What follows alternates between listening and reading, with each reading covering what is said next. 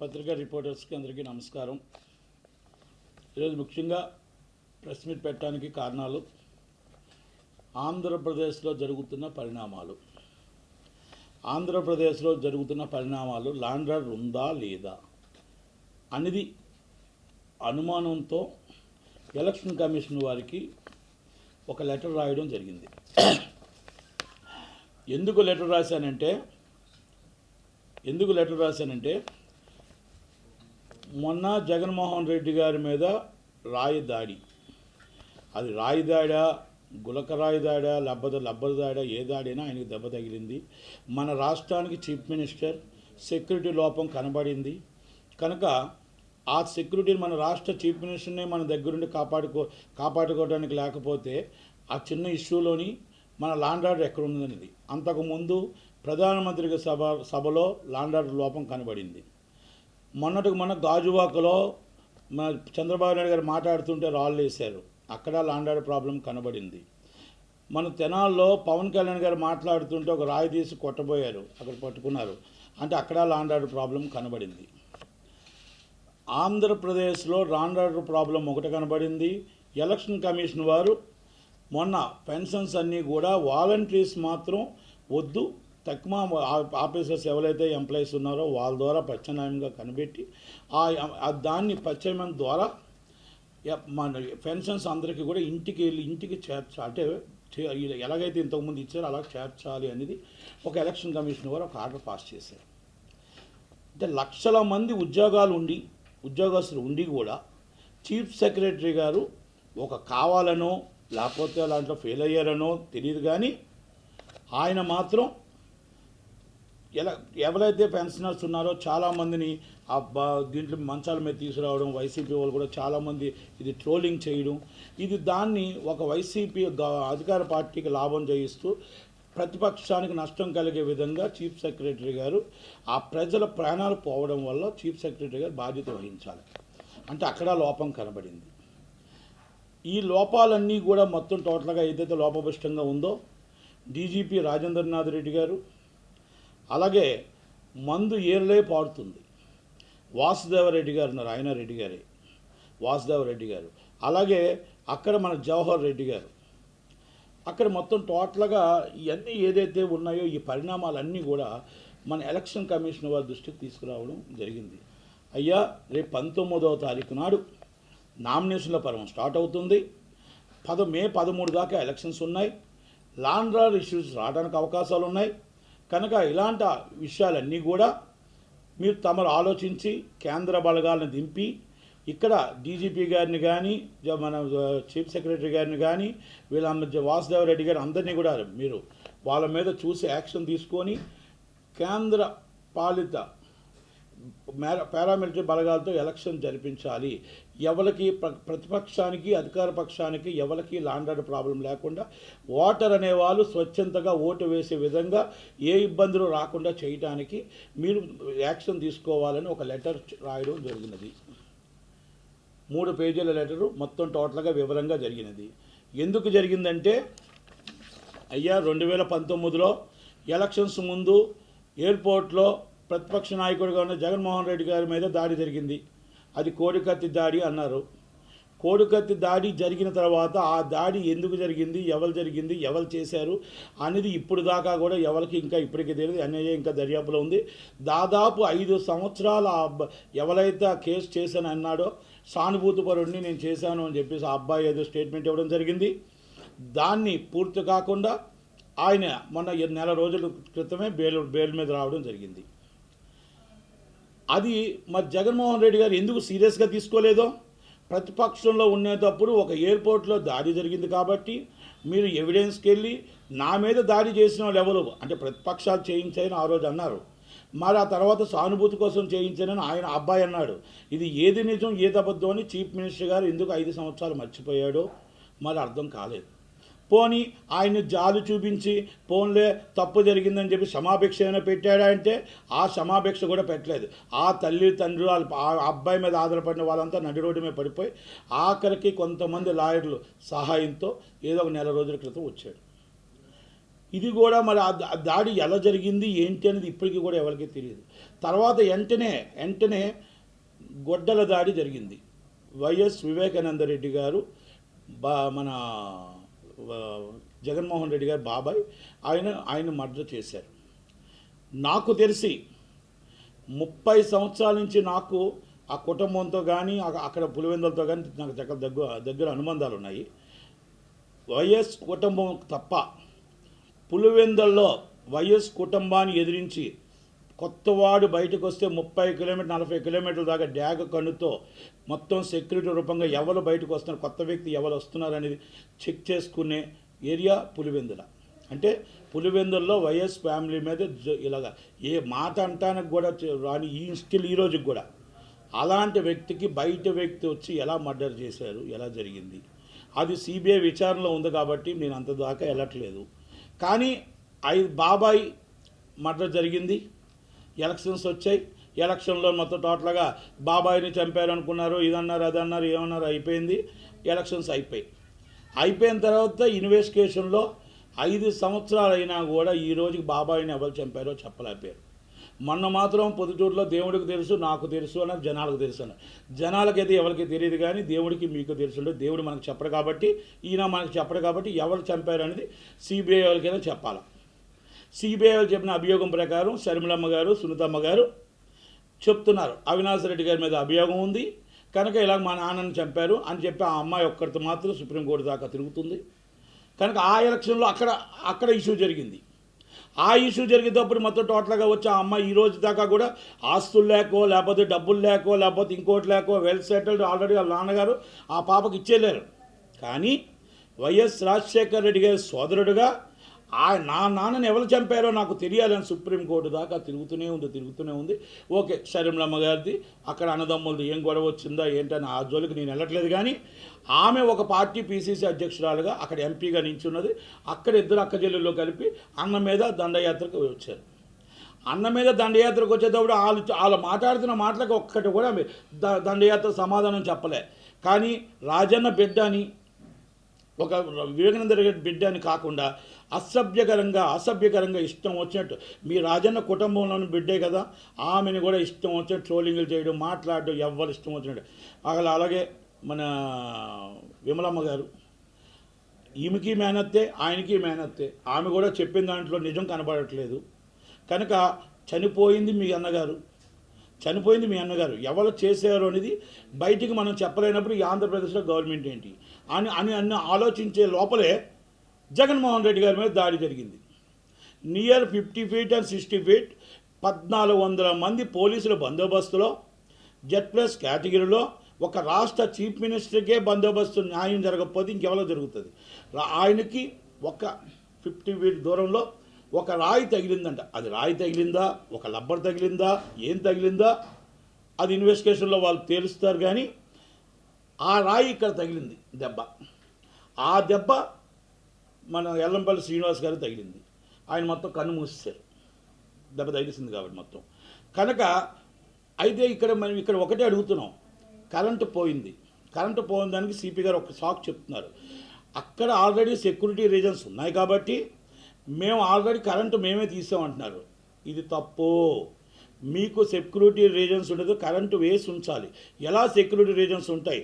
మీకు ఆ హైట్ ఉందని లేకపోతే ఇంకోటి ఉందనేది ఇది కరెక్ట్ కాదు. మీరు చెప్పిన దాంట్లో కరెక్ట్ నిజం కనబడట్లేదు అనేది ఒకటి. నిన్న చెప్పిన దాంట్లో ఒక రాయి తగిలింది, రాయికి మేము గుర్తించడానికి ప్రయత్నం చేస్తున్నాం అంటున్నారు. నిజంగా రాయే తగిలేటట్టు అయితే ఆ దెబ్బ చాలా ఫోర్స్ మీద వస్తుంది. అంటే ఒక షార్ప్ షూటర్ అయినా కొట్టాలి, లేకపోతే ఎవరైనా సరే అంత దూరం నుంచి కొడితే, ఒక షార్ప్ షూటర్ అయినా ఎవరైనా చేస్తే ఒక రాయి అయితే మాత్రం చాలా బలంగా తగులుతుంది.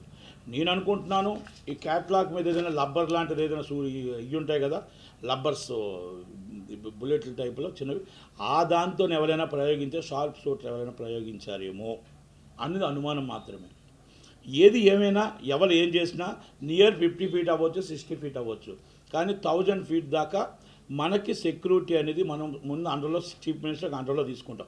అది పక్కిళ్ళున్నా, ఎదురిళ్ళున్నా, అక్కడ స్కూల్ ఉన్నా, ఏమున్నా పైన మన కానిస్టేబుల్ కానీ ఎస్ఐ కానీ కింద ఉంటారు, పైనుంచి కింద ఉంటారు, కింద చెకింగ్ ఉంటారు, కింద ఉంటారు.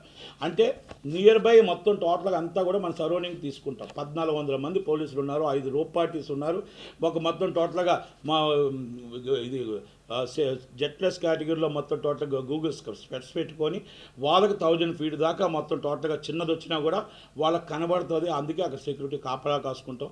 అక్కడ కానీ దెబ్బ తగులుతుంది అనుకుంటే, అక్కడ ఎవరైతే సెక్యూరిటీ చేసిన వ్యక్తి దెబ్బ తగులుతుంది అనుకుంటే ఆ దెబ్బని ఆపడానికి సెక్యూరిటీకి ముందు తగలటానికి ఆ సెక్యూరిటీ అనేది మొత్తం టోటల్గా చీఫ్ సెక్యూరిటీ ఆఫీసర్స్ ఉంటారు, రీజన్స్ ఉంటాయి. ఆ మనిషిని కాపాడటం కోసం వాళ్ళ దాటి రావాలే తప్ప మరి వాళ్ళంతా ఏమయ్యారు? జగన్మోహన్ రెడ్డి గారికి డైరెక్ట్గా వెల్లంపల్లి గారికి ఎలా తగిలింది? ఈ సెక్యూరిటీ ఆఫీసర్స్ అంతా ఏమయ్యారు? కింద ఉన్న వాళ్ళంతా ఏమయ్యారు? 1400 మంది పోలీసులు ఏమయ్యారు? ఆ వ్యక్తి కింద నుంచి సైలెంట్గా నడుచుకుంటూ ఎలా వెళ్ళిపోగలిగాడు? ఇది మెయిన్ ఇంపార్టెంట్. ఎందుకంటే పైన పోలీసు వాళ్ళు ఉంటారు, ఇక్కడ ఇంట్లో పక్కింట్లో పోలీసు వాళ్ళు ఉంటారు, ఇక్కడ ఉంటారు, కిందన పోలీసు వాళ్ళు ఉంటారు, చెకింగ్ ఉంటారు. ప్రతి ఇంటికి నియర్ బై 1000 ఫీట్, నేను 50 ఫీట్ అంటున్నారు కదా, 1000 ఫీట్ దాకా మన ఆధీనంలో ఉంటుంది. మనం చీఫ్ మినిస్టర్ వస్తున్నాడంటే మొత్తం డాగ్స్తో ప్లానింగ్తో 1/2 కిలోమీటర్ దాకా మొత్తం టోటల్ క్లియర్ చేసుకుంటూ వస్తామా కాదా? ఇది సెక్యూరిటీ లోపం ఉందా లేదా? ఇది ల్యాండ్ ఆర్డర్ ప్రాబ్లం ఉందా లేదా? ఇది ఎవరు చేయించారు? ప్రతిపక్షం చేయించారా? అధికార పక్షం చేయించారా? ఎవరు చేయించారు? లేకపోతే ఆకతాయిలు చేశారా? ఇది ఆకతాయిలు చేసే పనిలాగా కనబడట్లేదు. ఇది ప్రతిపక్షం మీద నెపం చేయడానికి మీకు జరిగిన ఇన్సిడెంట్ 15 నిమిషాల్లో ఎలా లైవ్లో మనుషులు దొరికారు, ఎలా సోషల్ మీడియాలో వైరల్ అవుతుంది, ఎలా సోషల్ మీడియాలో మొత్తం టోటల్గా ఏడుపులు పెడబెబులతో ఎలా మీరు సోషల్ మీడియాలో మొత్తం టోటల్గా చేయగలిగారు? వైసీపీ కార్యకర్తలు అవ్వచ్చు, వైసీపీ నాయకులు అవ్వచ్చు, వితిన్ 15 మినిట్స్ అండ్ బైట్స్ ఎలాగొచ్చాయి. కొన్ని ఛానల్స్కి గబా బైట్స్ అప్ టు ఇచ్చాపురం నుంచి అప్ టు సోలూరుపేట దాకా ఎలా రాగలిగాయి, ఎలా మొత్తం టోటల్ అనంతపురం దాకా రాగలిగాయి, ఇవన్నీ కూడా అనుమానంతో పరిగణించాల్సినవే. ఇన్సిడెంట్ జరిగిన తర్వాత సోషల్ మీడియా ఒక్కసారి చెక్ చేస్తే social media within 10 minutes and 5 minutes ఒకటి మనం ఇక్కడ ఏదైనా మనం బయట తీసుకుంటే ఆ బయట మనం వెళ్ళడానికి కూడా మినిమం ఒక 10 మినిట్స్ 20 మినిట్స్ పడుతుంది, అప్లోడ్ చేయడానికి కూడా పడుతుంది. అలాంటిది మనకి 10 మినిట్స్లో సోషల్ మీడియాలో గగ్గోలు పెట్టే విధంగా ఎందుకు వచ్చింది? రాత్రి 1 గంట దాకా లైవ్లు పెట్టారంటే ఎవరి ఇష్టం వాళ్ళది, దానికోసం కూడా మనం మాట్లాడట్లేదు. ఇలాంటి విషయాల్లో ప్రతిపక్ష నాయకుడిని అబాసుబాలు చేసి ప్రతిపక్షాన్ని వీక్ చేయడం కోసం మీరు ఇక్కడ అధికార పక్షం చేసిందా, అధికార పక్షంకి కొంత కొమ్ము కాస్తం ఛానల్స్ చేశాయా అనేది అనుమానించదగ్గ విషయం. ఇక్కడ నేనేమంటున్నానంటే ఇక్కడ ఏది జరిగినా ఏం జరిగినా దాడే జరిగింది కాబట్టి అది నిష్పక్షపాతంగా తేల్చాల్సిన ఈసీకి కంపల్సరీ ఆ బాధ్యత ఉంది. ఎందుకంటే ఎలక్షన్ కమిషన్కి ఒక 2019 కేసు ఏం జరిగిందో తెలియదు ఈరోజు దాకా. గొడ్డలపోటి వివేకానంద రెడ్డి గారు ఎవరు చంపారో తెలియదు ఈరోజు దాకా. ఇప్పుడు కూడా మళ్ళీ ఏం జరిగిందో తెలియకుండా దీన్ని ఇలా కాలయాపన చేస్తూ రాకూడదు అనేది, అది ఎవరు చేశారు, ఏం చేశారు, ఎవరి దగ్గర నుంచి చేయించారు, ఎవరి దగ్గర చేయించారో కూడా ఎలక్షన్ కమిషన్ సీరియస్గా తీసుకొని కేంద్ర బలగాలతో ఎలక్షన్ నడిపించాలి. కేంద్ర బలగాలు రేపు 19 నుంచి రేపు మే 13 దాకా ఎలక్షన్ దాకా స్వేచ్ఛగా ఓటు వేసే విధంగా ఉండాలనేది నా మనవి. ఎందుకంటే నేను ఒక కంటెస్టింగ్ ఎమ్మెల్యేగా, ఒక సీనియర్ రాజకీయ నాయకుడిగా, నేను ఏ పార్టీకి నాకు సంబంధం లేకపోయినా మన ఒక ఆంధ్రప్రదేశ్లో ఉన్న పౌరుడిగా కంపల్సరీ న్యాయ నిర్ణయితగా ఒక స్వేచ్ఛగా ఓటు వేయడానికి ఉండాలి తప్ప ఇలాగ ఈ రాజకీయాలు ఒక చీఫ్ మినిస్టర్కే సెక్యూరిటీ లేనప్పుడు ఒక సామాన్య వ్యక్తికి ఏముంటుంది, నిలబడిన ఇండిపెండెంట్కి ఏముంటుంది, నిలబడిన ఒక క్యాండిడేట్కి ఏముంటుంది సెక్యూరిటీ? ఈ రౌడీజాలు ఈ రాజ్యాలు ఇవన్నీ నువ్వు దారుమారవ్వాలి. అలాగ అవ్వాలి అంటే కేంద్ర బలగాలతో ఎలక్షన్ నడిపించాలి. ఎలక్షన్ కమిషన్ సీరియస్గా తీసుకోవాలి. కేంద్ర ఎన్నికల సంఘం మన ప్రధానమంత్రి గారికి జరిగింది, మన ఈరోజు ప్రతిపక్ష నాయకుడికి జరుగుతుంది, అలాగే పవన్ కళ్యాణ్ గారికి జరిగింది, చీఫ్ మినిస్టర్ గారికి జరిగింది. ఇది ఎవరు చేశారనేది కావాలి. ప్రతిపక్షం అంటారా, నీకు తేల్చండి. అధికార పక్షం అంటారా, నీకు తేల్చండి. ఆకతాయిలా నీకు తేల్చండి. ఇది రాయితో పని కాదు. ఇన్వెస్టిగేషన్ గట్టిగా జరగాలి. ఇన్వెస్టిగేషన్ అనేది చాలా జాగ్రత్తగా జరగాలి. అన్ని వేల మంది పోలీసులు అంత Z+ కేటగిరీ సెక్యూరిటీలో ఆ రాయి కానీ, ఆ గులక కానీ, ఆ క్యాట్లాగ్ కానీ ఎలాగొచ్చింది, ఆ మనిషి స్వచ్ఛందంగా నడుచుకొని ఎలాగెలగలిగాడు బయటకు అనేది అక్కడ పోలీసుల వైఫల్యం ఉంది. అక్కడ station house officer immediately action తీసుకోవాలి. అక్కడ ఎక్కడైతే ఎలక్ట్రిసిటీ బోర్డు ఉందో అక్కడ ఏడీని, ఏఈని, ఎలక్ట్రికల్ ఇన్స్పెక్టర్ని అందరి మీద యాక్షన్ తీసుకోవాల్సిన బాధ్యత మన మీద ఉంది. అలాగే స్టేషన్ హౌస్ ఆఫీసర్ ఉన్నాడు, ఏసీపీ ఉన్నాడు, డీసీపీ ఉన్నాడు, అక్కడ సెక్యూరిటీ లోపల చీఫ్ సెక్యూరిటీ ఆఫీసర్ ఉన్నాడు, వాళ్ళ మీద ఇమ్మీడియట్లీ యాక్షన్ తీసుకోవాలి. Z+ కేటగిరీ అంటే మామూలు విషయం కాదు. ఒక చీఫ్ మినిస్టర్కి ఇచ్చిన సెక్యూరిటీ మనం రావాలన్నా కలవాలన్నా ఎంత పెద్ద ప్రతిపాదనలు ఉంటాయో అని మీకు అందరికీ తెలిసిన విషయం. ఒక రాయి ఎలాగొచ్చింది, ఓకే, నేను కూడా చూశాను. ఆ నియర్ బై స్కూల్ అంటున్నారు, ఇంకా పూర్తిగా నిర్ధారణకు రాలేదు. ఆ రాయి అక్కడ స్కూల్ నుంచి వచ్చినా కూడా 100 ఫీట్ వస్తుంది. 100 ఫీట్ దాకా అంత ఫోర్స్లో రాయి వస్తుందా? ఆ రాయి అక్కడ తగిలి ఇక్కడ ఎందుకు తగులుతుంది? ఒక్కసారి ఆలోచించమంటున్నా.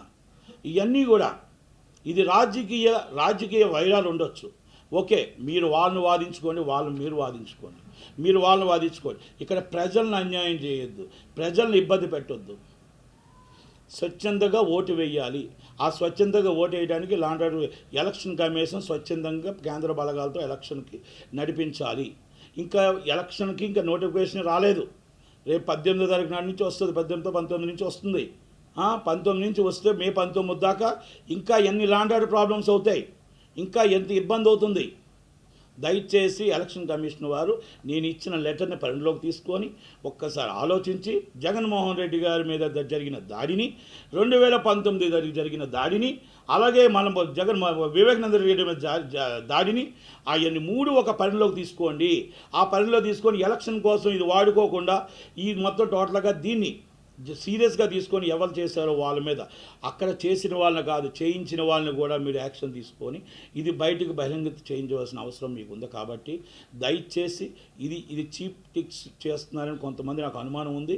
కనుక సోషల్ మీడియాలో ఇంత బేగా ఎలాగొచ్చిందో ఒక్కసారి సోషల్ మీడియా కూడా వెరిఫికేషన్ చేసి దానికి వీటికి ఎవరి దగ్గరుండి చేయించారు, ఆ పోస్టులు పెట్టించిన వాళ్ళు ఎవరు, అది ఇన్సిడెంట్ జరిగింది ఎన్ని గంటలకి, పోస్టులకి వాటికి కూడా ఒక్కసారి వ్యత్యాసం చూసుకుంటే మనకి బాగుంటుందనేది నా మనవి. దాని మీద ఎలక్షన్ కమిషన్ సీరియస్గా యాక్షన్ తీసుకుంటుందని నేను అనుకుంటున్నా. అలాగే ఇమ్మీడియట్లీగా షర్మిలమ్మ గారికి సెక్యూరిటీ పెంచాలి, అలాగే సునీతమ్మ గారికి సెక్యూరిటీ పెంచాలి. ఎందుకంటే ఒక దాడి తర్వాత ఇంకో దాడి జరిగే అవకాశాలు ఉన్నాయి కాబట్టి, ఆదిగానే జరిగితే వాళ్ళకి ప్రాణహాని ఉంది కాబట్టి షర్మిలమ్మ మీద ఎట్టి పరిస్థితుల్లో సెక్యూరిటీ పెంచాలి, సునీతమ్మ మీద పెంచాలి. ప్రతిపక్షాలకు సెక్యూరిటీ ఎక్కువగా ఇవ్వాలి, పవన్ కళ్యాణ్ గారికి సెక్యూరిటీ ఇవ్వాలి, చంద్రబాబు నాయుడు గారికి ఎక్కువగా, లోకేష్ గారికి సెక్యూరిటీ పెంచాలి. ఎందుకంటే ఈ దాడుల వెనక ఎవరున్నారో తేల్చవలసిన బాధ్యత ఉంది. వాళ్ళని క్యాండిడేట్ని కూడా మన దగ్గరుండి జాగ్రత్తగా వాళ్ళకు కూడా సెక్యూరిటీ ఇచ్చి మన ఎలక్షన్ స్వచ్ఛందంగా నడపాలని, ఆ నడపడానికి మొత్తం టోటల్గా ఎన్నికల కమిషన్ సీరియస్గా తీసుకోవాలనేది నా విన్నపం, నా request. Thank you very much. అయిపోయిందా?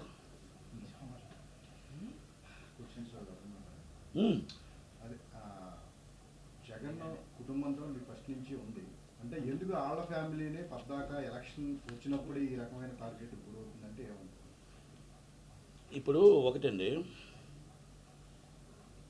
రాజకీయాల్లో ఉన్న వాళ్ళకే రాయి పడినా ఆటు పడినా ఇటు పడినా వస్తుంటాయి. అయితే రాజకీయాల్లో జగన్మోహన్ రెడ్డి గారికి మీద దాడి జరిగినా, అది షర్మిలమ్మ మీద, వైఎస్ వివేకానంద రెడ్డి మీద ఎవరి మీద దాడి జరిగినా అది దాడే తప్పే.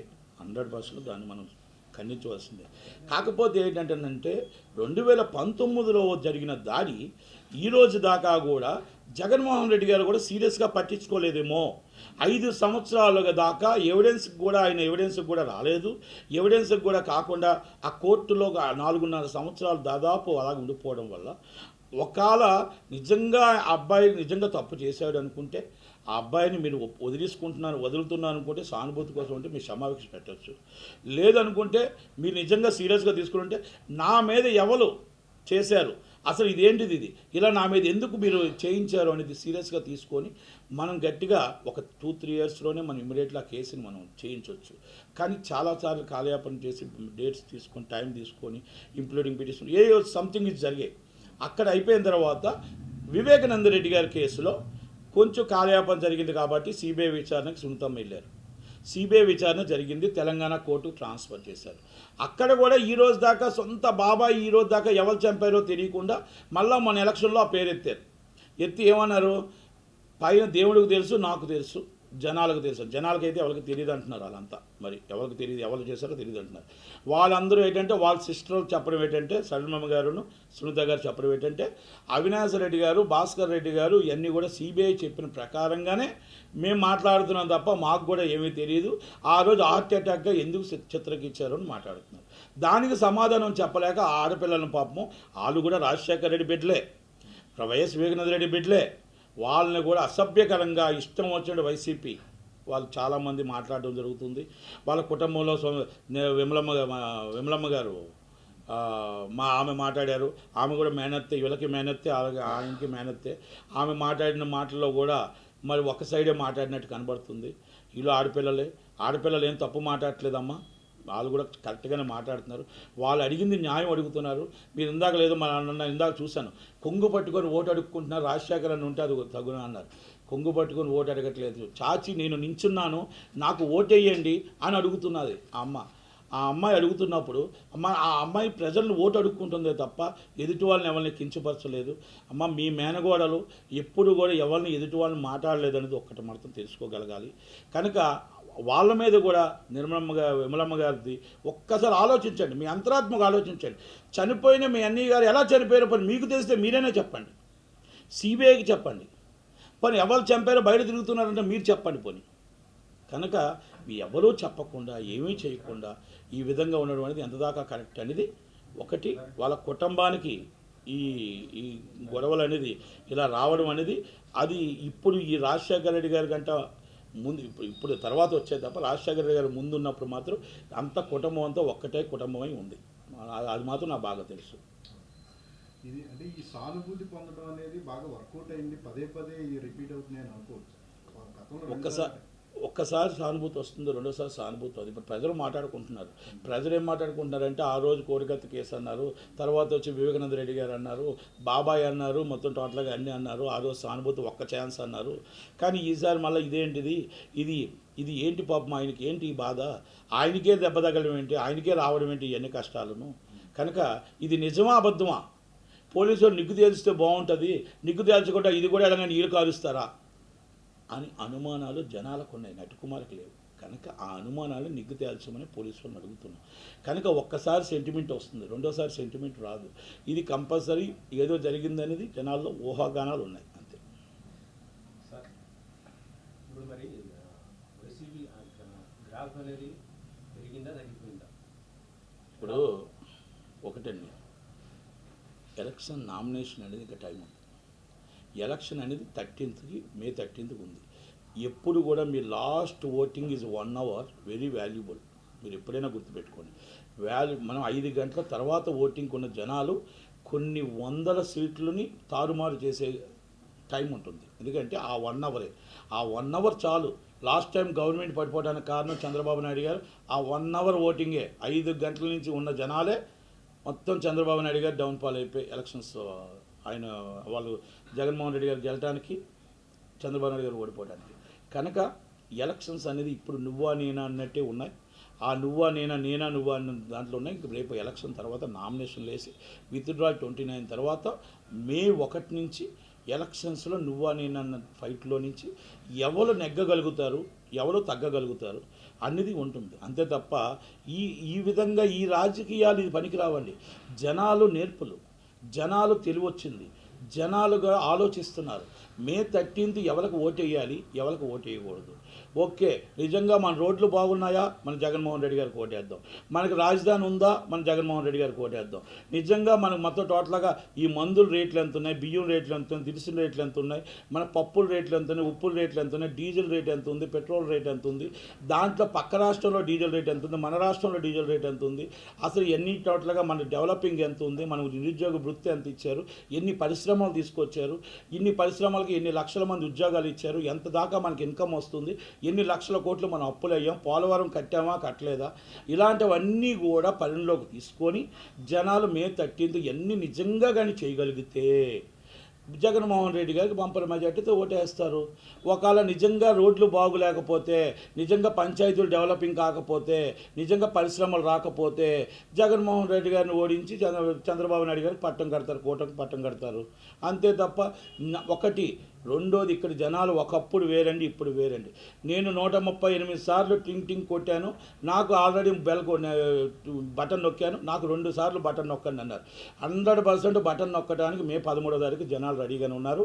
అది జగన్మోహన్ రెడ్డి గారికి బటన్ నొక్కుతారా, చంద్రబాబు నాయుడు గారి కూటమికి బటన్ నొక్కుతారా, జనాలు నిర్ణయిస్తారు. న్యాయ నిర్ణేతలు జనాలే. వాళ్ళ ఇంటికి కరెక్ట్గా కరెంట్ వస్తుందా, మీ ఇంటికి కరెంట్ వచ్చి కరెక్ట్గా కరెంటు బిల్లు లాస్ట్ టైంలో 100 రూపాయలు ఉందా, ఈరోజు 500 రూపాయలు ఉందా, 24 గంటలు రైతులకు కరెంట్ ఇస్తున్నామా, మోటార్లు బిగించేటప్పుడు ఏఈలు లంచం తీసుకోకుండా మమ్మల్ని ఇబ్బంది పెట్టకుండా ఉన్నారా, అలాంటివన్నీ కూడా ఉన్నాయి. రైతు నిజంగా బాగా ఉన్నాడా, రైతుకు గిట్టుబాటు ధర వస్తుందా, రైతును మనం కాపాడుకున్నామా, 24 గంటలు కరెంటు స్వచ్ఛందంగా వచ్చి నీళ్ళు కానీ అన్నింటిలో కూడా స్వచ్ఛందంగా ఉన్నాయా. ఆంధ్రప్రదేశ్లో ఎన్ని సస్యామలంగా ఉండగలిగితే మన నిరుద్యోగ 13 లక్షల కోట్లు వచ్చింది ఎక్కడ పెట్టారు, ఆ 13 లక్షల కోట్లు ఎన్ని పరిశ్రమలు పెడుతున్నారు, ఇవన్నీ ఎన్ని లక్షల ఉద్యోగాలు ఇచ్చాము, ఇవన్నీ నిజంగా ఉద్యోగాలు వచ్చేవాళ్ళు కానీ వీళ్ళు కానీ వాళ్ళందరూ జగన్మోహన్ రెడ్డి గారికి ఓటేస్తారు. అవి నిజంగా రాకపోతే ప్రతిపక్షానికి ఓటేస్తారు. Simple thing. మే 13 రెండు బటన్స్ నొక్కుతారు జనాలు, న్యాయ నిర్ణేతలు. ఆ జనాలను మనం ఎవరో మార్చలేము. మనం ఎన్ని మసిముసి మారకాయలు చేసినా, ఎన్ని ఇలాంటి గాలిడీలు చేసినా మనం మార్చలేము అనేది మాత్రం మన వాస్తవం.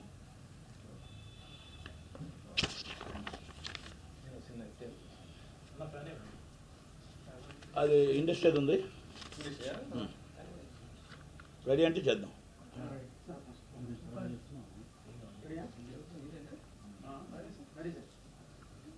రెడీయా? ఇండస్ట్రీలో చాలా చాలా చాలా ఊహాగానాలు వస్తున్నాయి. ఫోన్ ట్యాపింగ్ అని, అదని ఇదని. ఆడపిల్లల మీద ఫోన్ ట్యాపింగ్ చేశారు గత ప్రభుత్వం అంటున్నారు, పోలీసులు అంటున్నారు, ఇంకోటి అంటున్నారు. ఓకే, ఇవన్నీ ఊహాగానాలు మాత్రమే. ఓకే, నిన్నే మళ్ళీ నవీన్ గారి మీద ఏదో కేసు రిజిస్టర్ అయింది జూబ్లీహిల్స్లో, అది కూడా ఫోన్ ట్యాపింగ్లో అంటున్నారు. ఆయన నవీన్ గారు ఆల్రెడీ పుష్ప, ఒక Janatha garage, Pushpa 2 is the biggest NRA and ఈరోజు నెంబర్ 1 ఇండస్ట్రీ శాసించిన వ్యక్తి నవీన్ గారు. మరి అలాంటి దాంట్లో మరి ఏదో ఊహాగానాలనే నేను అనుకుంటున్నాను. నేను ఈ ఊహాగానాల్లో మరి ఆయన తెరదించి చాలా యూట్యూబ్ లాట్లో మొత్తం ఇండస్ట్రీకి సంబంధించి ఒక పుష్ప ఏదైతే పుష్పాలో చూపించారో అలా మొత్తం టోటల్గా కొన్ని వాటిలో కొన్ని కథనాలు ఆయనకి యాంటీగా చాలా దారుణంగా చెప్తున్నాయి. ఓకే, దాని దాకా నేను పూర్తిగా వెళ్ళను, కానీ కేసు ఏమైంది ఏంటి అని ఇన్వెస్టిగేషన్ జూబ్లీహిల్స్ వారు చూస్తున్నారు. కనుక ఫోన్ ట్యాపింగ్లో కొంతమంది ఆడపిల్లలు కూడా ఫోన్ ట్యాపింగ్ చేశారు, వాళ్ళు కొంతమంది ఇబ్బందులు పడ్డారు, సినిమా ఇండస్ట్రీ ఇబ్బంది పడింది అంటున్నారు. కానీ ఈరోజు దాకా ఫిల్మ్ ఛాంబర్ కానీ కౌన్సిల్ కానీ ఎవరు కూడా ఇండస్ట్రీ కానీ పట్టించుకోలేదు. అలాగే ఇక్కడ ఆల్రెడీ ఇంతకుముందు డ్రగ్స్ కేసుల్లో కానీ వాటిల్లో కానీ ప్రతిసారి ఇండస్ట్రీ వస్తుంది. ఇండస్ట్రీని ఏళ్ళు చూపిస్తున్నారు, కొత్తగా వస్తున్నారు, ఇండస్ట్రీని ఏళ్ళు చూపిస్తున్నారు, మళ్ళీ క్లీన్ చిట్ ఇస్తున్నారు.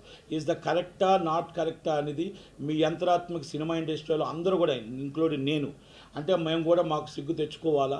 ఎందుకంటే ఎందుకు మమ్మల్ని పిలిపిస్తున్నారు, మమ్మల్ని ఎందుకు నార్కో టెస్ట్ అని అదని ఇదని చెప్పేసి మమ్మల్ని మళ్ళీ ఎంట్రికలతో కూడా టెస్ట్ చేయించి మళ్ళీ క్లీన్ చిట్ ఇచ్చారు. వాళ్ళ మీద మేము ఆ పోలీసు వాళ్ళ మీద కానీ వాళ్ళ మీద కానీ మేము ఎందుకు డిప్రమేషన్ వేయలేకపోయాం అంటే మేము తప్పు చేసామా? మళ్ళీ వాళ్ళు ఎందుకు మాకు క్లీన్ చిట్ ఇచ్చారు, మా పరువు ఎందుకు టీవీలో తీశారు, మా విద్యుత్ ఎందుకు తీశారు, మా పిల్లల పెళ్ళిళ్ళు ఎలాగవుతాయి, మా పెళ్ళిళ్ళు ఎలాగవుతాయి, రేపు మొత్తం టోటల్గా మా ఆడపిల్లలకి ఎలా బయట తలెత్తుకొని తిరగలుగుతాం, మా పిల్లలు ఎలా తలెత్తుతుంది. ఇండస్ట్రీ మరి ఇవన్నీ పట్టించవా? మరి గత ప్రభుత్వం చేసిన అరాచకం అంతమందిని తీసుకెళ్ళి మొత్తం టోటల్గా మీ టీవీలో 24 అవర్స్ మీరు లైవ్లో చూపించి పరువులు తీసిన తర్వాత అందరికీ క్లీన్ చీట్ ఎలాగొచ్చింది, ఒక్కరు కూడా తప్పు చేయలేదు అనే దాని మీద ఎందుకు వచ్చింది, ఎందుకు ఇండస్ట్రీని మళ్ళీ దాని విధంగా తీసుకున్నారు, ఆ పోలీస్ ఆఫీసర్స్ మీద ఎందుకు యాక్షన్ తీసుకోలేదు. ఇప్పుడు మళ్ళీ ఫోన్ ట్యాపింగ్ అంటున్నారు, ఇంకోటి అంటున్నారు. ఇది కూడా ఎంత దాకా నిజాలు, ఎంత దాకా అబద్ధాలు, ఎన్ని కథనాలు, ఏంటిది, ఎక్కడి దాకా వస్తుంది. సినిమా ఇండస్ట్రీలో ఆడపిల్లలతో ఆడుకోవడం, ఇలా మొత్తం టోటల్గా టీవీల్లోనే ఏదో కథనాలు నడిపించడం, ఈ విధంగా పోలీస్ డిపార్ట్మెంట్కి కూడా కరెక్ట్ కాదు. అలాగే గవర్నమెంట్కి కూడా ఏ గవర్నమెంట్ మారుతో ఆ గవర్నమెంట్ మాట్లాడుతూ వచ్చి ఇండస్ట్రీకి మమ్మల్ని ఏదో చూచాయిగా వార్నింగ్ ఇచ్చేటట్టు, అక్కడ ఏదో ఎన్కన్వెన్షన్ ఒక గోడ బద్దలు కొట్టినట్టు మళ్ళీ వాళ్ళ క్లీన్ చీట్ వస్తుంది. అయ్యప్ప సొసైటీలో గోడ బద్దలు కొడితే వాళ్ళ క్లీన్ చీట్ వస్తుంది. ఇవన్నీ ఎక్కడికి వెళ్తాయి, ఎలాగొస్తున్నాయి, ఎక్కడికో నాకు అర్థం కావట్లే. ఇప్పుడు చాలామంది ఈ విధంగా ఇండస్ట్రీలో ఉన్నాయి కాబట్టి ఇండస్ట్రీని వాడుకుంటున్నారు. మనం ఇండస్ట్రీ వాళ్ళం ఎవరం కూడా ఎందుకు మనం ఖండించలేకపోతున్నాం, మనం ఎందుకు డైరెక్ట్గా ప్రెస్ నోట్ ఇవ్వలేకపోతున్నాం, ఎందుకు మనం ట్విట్టర్లో పెట్టలేకపోతున్నాం, ప్రతి దానికి గవర్నమెంట్కి కానీ అందరికీ మనం సపోర్ట్ చేస్తున్నాం. ఇంతమంది హీరోలమి, ఇంతమంది హీరోయిన్లమి, మన ఆడపిల్లల మీద హీరోయిన్లు అంటే మన ఆడపిల్లలే, మన ఆడపిల్లల మీద అభియోగాలు వస్తూ ఉంటే మీరు ఎందుకు ఖండించలేకపోతున్నారు. ఇలాంటి అభియోగాలు వస్తే మాత్రం నేను ఒక్కటే చెప్తున్నా, దయచేసి కౌన్సిల్ ఛాంబర్ కానీ మా అసోసియేషన్ కానీ సీరియస్గా తీసుకొని ప్రెస్ నోట్ రిలీజ్ చేయాలి. ఎందుకంటే ఇది మళ్ళీ అభియోగాలు వస్తున్నాయి, వస్తున్నాయి, మళ్ళీ క్లీన్ చీట్లు వస్తున్నాయి. ఇది కరెక్ట్ కాదు. డ్రగ్స్ అనే మరమారిని ఎవరు దగ్గర సహించరు. అలాంటి వాళ్ళని ఎవరున్నా కూడా ఏరు పట్టుకొని అబ్జెప్పడానికి మేము సిద్ధంగానే ఉన్నాం. దయచేసి సినిమా ఇండస్ట్రీ ఒక్కటి మీదే మా అబండాలు వేయకండి. మీ అబండాలు తీసుకొచ్చి సినిమా ఇండస్ట్రీ మీద వేసి దానికి ఒక పేపర్లకి టీవీలకి లీక్ ఇచ్చి ఆ సోషల్ మీడియాలో వాళ్ళ జీవితాలు నాశనం చేయకండి. ఇది కొన్ని పేర్లు నేను చెప్పదలుచుకోలేదు కనుక ఆ పిల్లల మీద వాళ్ళ పేర్ల మీద అమ్మాయిల మీద రావడం అనేది దురదృష్టకరం. అది వచ్చిన తర్వాత అది నిజమో అబద్ధమో నిగ్గు తేల్చాల్సిందే. అది ఇన్వెస్టిగేషన్ చేసి వాళ్ళ మీద నిజమా అబద్ధమా, లేకపోతే అలాంటి వాళ్ళ మీద ఎందుకు యాక్షన్ తీసుకోకూడదు. ఇప్పుడు ఎవరైతే కొంతమంది అరెస్ట్ అయిన పోలీసు వాళ్ళు ఉన్నారో అలాంటి ఫ్రాడ్ చేసిన వాళ్ళు, ఇలాంటి వాళ్ళు దేశం నుంచి వాళ్ళ ఫ్యామిలీకి కూడా పుట్టగతులు లేకుండా చేయాలి. నిజంగా వాళ్ళు తప్పులు చేస్తే వాళ్ళు నిజంగా సస్పెండ్ చేయడమే కాదు, వాళ్ళ పిల్లలకు కానీ వాళ్ళకు కానీ దేశం నుంచి ఇలాంటి తప్పులు ఇంకొకటి చేయకూడదు. ఒక ట్రాప్లో ఇంకొక భార్యాభర్తలు అవ్వచ్చు, ఇంకో రహస్యంగా వినడానికి ఎక్కడా కూడా ఎవరికి ప్రైవసీ లేకుండా ఇలా వినడానికి ఎక్కడ చట్ట విరుద్ధం.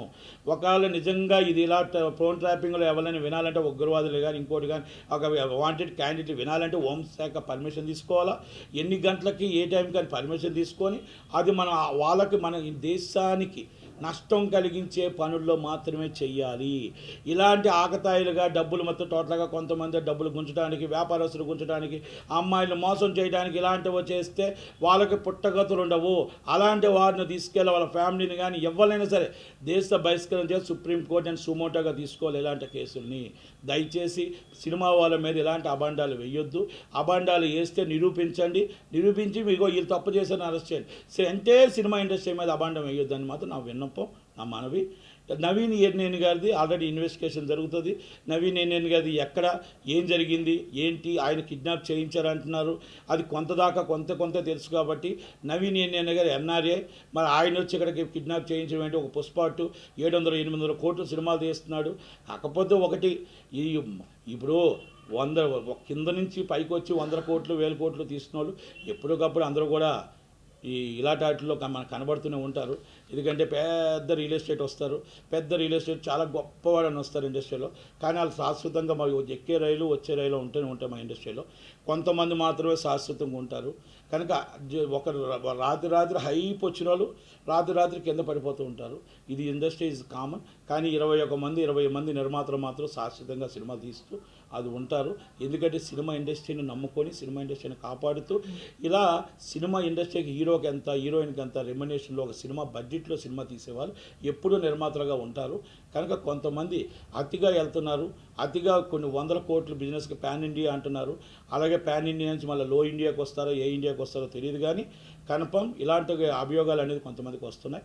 ఆ అభియోగాలు అనేది వాళ్ళు నిగ్గు తేల్చాలి, పోలీసులు కూడా నిగ్గు తేల్చి సీరియస్గా యాక్షన్ తీసుకోవాలి. Thank you very much.